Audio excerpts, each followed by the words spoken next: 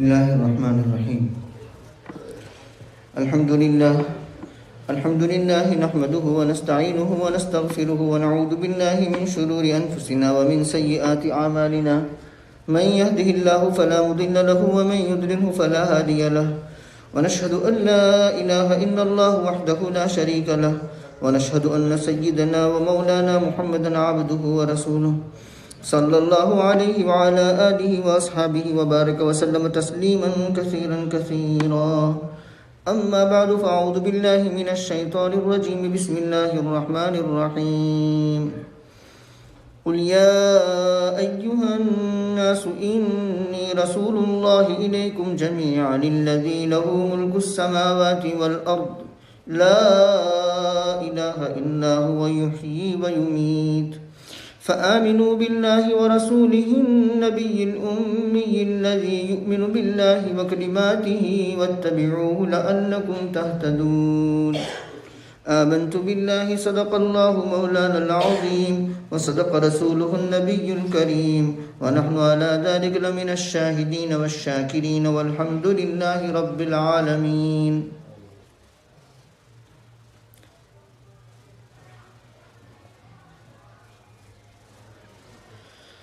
قابل احترام بزرگوں اور عزیز دوستوں اور ریسیور سے سننے والی میری معزز ماں بہنوں، سورۃ الاعراف کی آیت نمبر 158 پڑھی گئی ہے. اس آیت میں اللہ تبارک و تعالی نے رسول اللہ صلی اللہ علیہ وسلم پر ایمان لانے کا حکم دیا ہے، اور اس آیت میں رسول اللہ صلی اللہ علیہ وسلم کی بعثت عامہ کو بیان فرمایا گیا ہے. بعثت عامہ کا مطلب یہ ہے کہ رسول اللہ صلی اللہ علیہ وسلم سے پہلے جتنے بھی انبیاء و رسول آتے رہے تو وہ اپنی قوم کے طرف بھیجے جاتے تھے، یعنی خاص ایک علاقے کی طرف، خاص ایک قوم کی طرف. ان کی بعثت عام نہیں تھی، ان کی نبوت عام نہیں تھی، جبکہ ہمارے نبی صلی اللہ علیہ وسلم کی بعثت عامہ ہے. تو اس کو بیان کیا گیا ہے. اللہ تبارک و تعالی نے رسول اللہ صلی اللہ علیہ وسلم سے کہلوایا، کیا؟ قل، آپ کہہ دیجئے، آپ فرما دیجئے، کیا اے لوگوں، بے شک میں اللہ کا بھیجا ہوا ہوں تم سب کی طرف. تو گویا کہ اللہ تبارک و تعالی نے رسول اللہ صلی اللہ علیہ وسلم کا تعارف کروایا. کون اللہ؟ الذی لہ ملک السماوات والارض، وہ اللہ کے جس کے لیے آسمانوں اور زمین کی بادشاہت ہے. میں اس کا فرستادہ ہوں، میں اس کا بھیجا ہوا ہوں. آگے اللہ تبارک و تعالی کی صفات بیان کی. لا الہ الا هو یحیی و یمیت، نہیں ہے کوئی معبود مگر وہی، یعنی عبادت کے لائق صرف اور صرف اللہ ہے. وہ جلاتا ہے اور مارتا ہے، یعنی وہ زندگی دیتا ہے، موت دیتا ہے. یہ رسول اللہ صلی اللہ علیہ وسلم کی خصوصیت ہے. بخاری شریف میں جابر ابن عبداللہ رضی اللہ تعالیٰ عنہ یوں فرماتے ہیں کہ رسول اللہ صلی اللہ علیہ وسلم نے فرمایا، اوتیت خمسا لم یعطہن قبلی احد، کہ مجھے 5 چیزیں ملی، مجھ سے پہلے کسی کو یہ 5 چیزیں نہیں دی گئی. یعنی یہ رسول اللہ صلی اللہ علیہ وسلم کی خصوصیات میں سے ہیں. کیا؟ نمبر 1، نصرت بالرعب مسیرۃ شہر، کہا کہ رعب کے ذریعہ میری نصرت کی گئی ہے 1 مہینے کی مسافت پر. اس کا مطلب یہ ہے کہ دشمن میرا 1 مہینے کی مسافت، یعنی 1 مہینے کی دوری پر ہوتا ہے اور اس پر میرا رعب پڑ جاتا ہے، وہ مجھ سے ڈرنے لگتا ہے. یہ رسول اللہ صلی اللہ علیہ وسلم کی خصوصیت. نمبر 2، جعلت لی الارض مسجدا وطہورا فایما رجل من هذه الامة ادرکتہ الصلاۃ فلیصلی، کہ میرے لیے زمین یہ نماز یعنی سجدے کی جگہ بھی بنائی گئی، اور اعلی تطہیر بھی بنایا گیا، یعنی پاکیزگی کا ذریعہ بھی بنایا گیا۔ مطلب یہ کہ پانی اگر میسر نہیں ہے تو وہ شخص تیمم کر لے۔ اور پچھلی امتوں میں نماز مخصوص جگہوں میں پڑھی جاتی تھی، یعنی وہ جگہ بنائی گئی تھی نماز کے لیے، جیسے سینیگوگ ہے، چرچ ہے، تو اسی میں ان کو پڑھنی تھی نماز۔ جبکہ ہمارے لیے پوری زمین یہ نماز کی جگہ بنائی گئی ہے، بشرطے کہ وہ زمین کا حصہ پاک ہو جہاں نماز پڑھی جا رہی ہے۔ تو جہاں بھی وقت آ جائے نماز کا، پڑھ لے نماز۔ جگہ کا پاک ہونا شرط ہے، اگر وہ شرط پائی جائے نماز وہاں درست ہے۔ اسی طریقے سے پانی نہیں ہے تو تیمم کر لے اور اپنا فریضہ ادا کر لے، تو تیمم سے بھی اس کو طہارت حاصل ہو جائے گی۔ یہاں تک کہ طہارت حکمی بھی حاصل ہوگی، طہارت حقیقی بھی حاصل ہوگی۔ مطلب یہ ہے کہ اگر حدث اصغر ہے یا حدث اکبر ہے، ہر صورت میں اس کو طہارت حاصل ہوگی۔ حدث اصغر کا مطلب یہ کہ وضو کے عوض میں اگر تیمم کرنے کی ضرورت پڑے تب بھی، اور حدث اکبر کا مطلب یہ ہے کہ غسل کی حاجت ہے اور پانی نہیں ہے تو اس وقت غسل کے بدلے میں بھی تیمم کیا جا سکتا ہے۔ تو تیسری خصوصیت رسول اللہ صلی اللہ علیہ وسلم کی یہ ہے کہ احلت لی الغنائم ولم تحل لأحد قبلی، کہ میرے لیے مال غنیمت کو حلال قرار دیا گیا اور مجھ سے پہلے مال غنیمت حلال نہیں تھا۔ یعنی پچھلی امتوں میں جب جنگ ہوتی تھی اور مال غنیمت حاصل ہوتا تھا تو اس کو ایک پہاڑ کی چوٹی پر رکھ دیا جاتا تھا، آگ آتی تھی، اس کو جلا کر بھسم کر دیتی تھی، یہ سمجھا جاتا تھا کہ جہاد مقبول ہے۔ لیکن میری امت کے لیے مال غنیمت کو حلال قرار دیا گیا، یہ خصوصیت ہے۔ نمبر 4، اوتیت الشفاعہ، مجھے شفاعت ملی، یعنی شفاعت کبریٰ، شفاعت عظمیٰ۔ کل قیامت کے دن سارے لوگ یک بعد دیگر انبیاء کرام علیہم السلام کے پاس جائیں گے اور ہر نبی یہ کہے گا کہ آج شفاعت کے لائق اور سزاوار صرف اور صرف رسول اللہ صلی اللہ علیہ وسلم ہیں۔ چنانچہ نبی کریم صلی اللہ علیہ وسلم اس امت کے لیے شفاعت مانگیں گے، شفاعت کریں گے، اللہ تبارک و تعالیٰ سے سجدے میں جائیں گے۔ اللہ تبارک و تعالیٰ فرمائیں گے یا محمد ارفع راسک وسل تعطى، اے محمد صلی اللہ علیہ وسلم اپنا سر اٹھائیے، آپ جو مانگتے ہو وہ دیا جائے گا۔ اس کے بعد آپ علیہ السلام شفاعت فرمائیں گے اور حساب کتاب شروع ہوگا، سوال جواب شروع ہوگا۔ تو شفاعت دی گئی نبی کریم صلی اللہ علیہ وسلم کو۔ اور نمبر 5 جو ہمارے مضمون سے متعلق ہے، اس آیت سے متعلق ہے کہ کان النبی یبعث الی قومہ خاصۃ وبعثت الی الناس عامۃ، کہ مجھ سے پہلے نبی اپنی قوم کی طرف خاص طور پر بھیجے جاتے تھے، یعنی صرف اپنی قوم کی طرف، صرف ایک علاقے کی طرف۔ وبعثت، اور میں بھیجا گیا ہوں، الی الناس کافۃ یا الی الناس عامۃ، تمام لوگوں کی طرف۔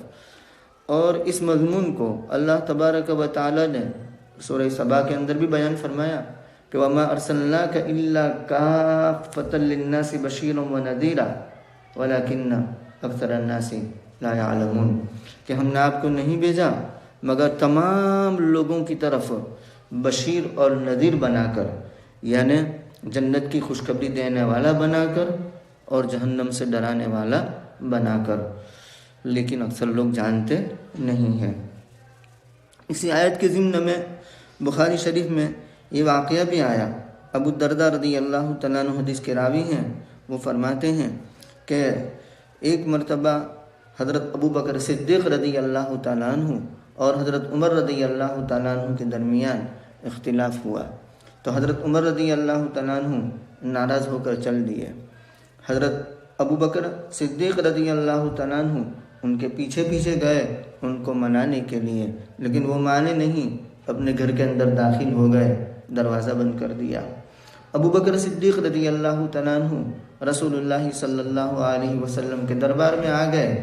اس کے کچھ دیر بعد حضرت عمر رضی اللہ تعالیٰ عنہ کو ندامت ہوئی، پچھتاوا ہوا، چنانچہ وہ بھی رسول اللہ صلی اللہ علیہ وسلم کے دربار میں آئے اور حضرت عمر رضی اللہ تعالیٰ عنہ نے سارا واقعہ نقل کیا کہ ایسا ایسا ہوا۔ رسول اللہ صلی اللہ علیہ وسلم ناراض ہوئے اور اس کے بعد ابو بکر صدیق رضی اللہ تعالیٰ عنہ نے دیکھا کہ رسول اللہ صلی اللہ علیہ وسلم کا عتاب نازل ہونے جا رہا ہے حضرت عمر رضی اللہ تعالیٰ عنہ پر، تو اس وقت ابو بکر صدیق رضی اللہ تعالیٰ عنہ نے بات کو ختم کرنے کے لیے یوں فرمایا کہ یا رسول اللہ صلی اللہ علیہ وسلم، زیادہ قصوروار میں ہی ہوں، میرا ہی قصور تھا۔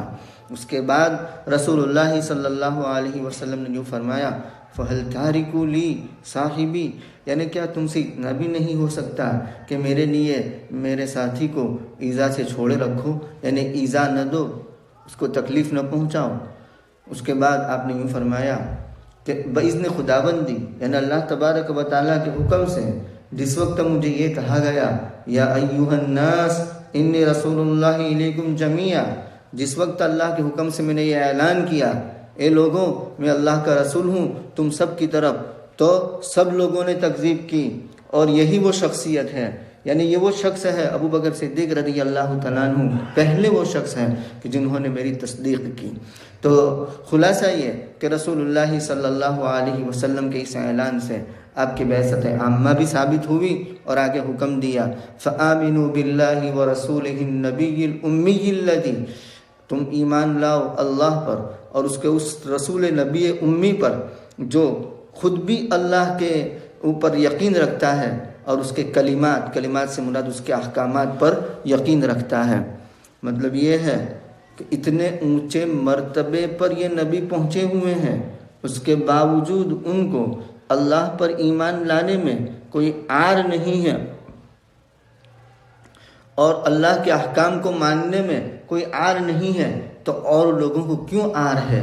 تم لوگوں کو کیوں عار ہے اور کیوں تم اپنے آپ کو چھوٹا سمجھتے ہو کہ ہم اگر اللہ کو مان لیں گے، اللہ کے حکام کو مان لیں گے تو یہ ہمارے لیے گویا کہ انسلٹ ہے، ہماری توہین ہے، اس سے ہماری توہین ہوگی، ہمیں ذلت اور رسوائی کا سامنا کرنا پڑے گا۔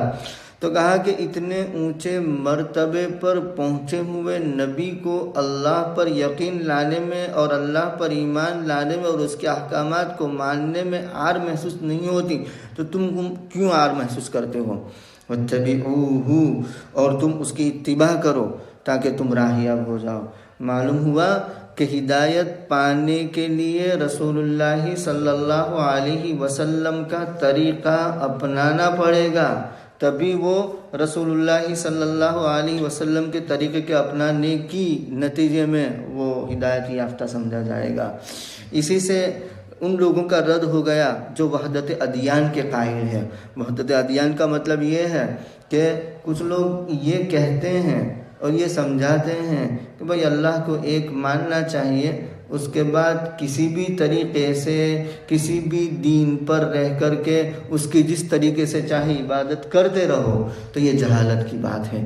ایسا نہیں، یہاں بتلا دیا کہ وَاتَّبِعُوهُ، عبادت کے اندر بھی طریقہ وہی اپنانا پڑے گا جو رسول اللہ صلی اللہ علیہ وسلم نے بتایا ہے۔